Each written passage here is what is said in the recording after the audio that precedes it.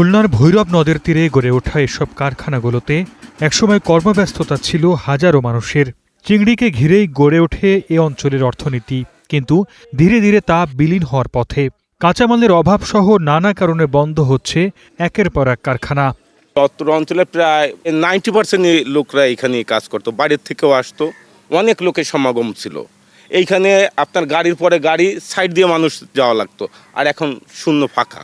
প্রতিটা কোম্পানি প্রায় 200-250 শ্রমিক ছিল। এখন তো যেগুলো চালু আছে এগুলো হারাহারি 50 জন 40 জন এরকম আছে। এই জায়গায় আমাদের ব্যবসা বাণিজ্য করাটা হলো এই চিংড়ি ফ্যাক্টরির পরে। এই চিংড়ি ফ্যাক্টরিগুলো যদি ভালো না চলে তা আপনার ব্যবসা বাণিজ্য কীভাবে হবে?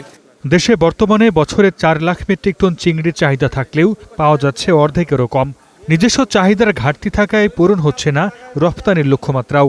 কারণ হিসেবে সুনির্দিষ্ট নীতিমালা, প্রাকৃতিক দুর্যোগ সহ নানা সমস্যার কথা বলছেন সংশ্লিষ্টরা। দুষ্কৃতিকারী চক্র আছে যারা বিষ প্রয়োগ করে মাছ হত্যা করে। দ্বিতীয়ত, নদী নালা খালবিলগুলো ভরাট হয়ে যাচ্ছে, প্রাকৃতিক উপায়ে মৎস্যগুলো আসে না। ব্যবসায়ীরা বলছেন, আন্তর্জাতিক বাজারে চাহিদা অনুযায়ী উচ্চ ফলনশীল মাছের পোনা সরবরাহ নিশ্চিত করা জরুরি। এছাড়া ব্যাংক ঋণ সহ অন্যান্য সমস্যা সমাধানে সরকারি সহযোগিতার কথাও বলছেন তারা। বিশ্বের প্রায় বলা যেতে পারে 85% মার্কেট চিংড়ির ভ্যানামি দখল করে আছে।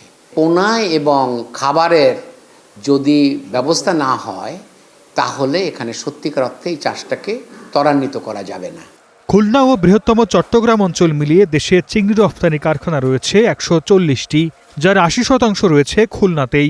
গেল 10 বছরে এ খাত থেকে আয় হয়েছে 43,750 কোটি টাকা। Desk report, star news.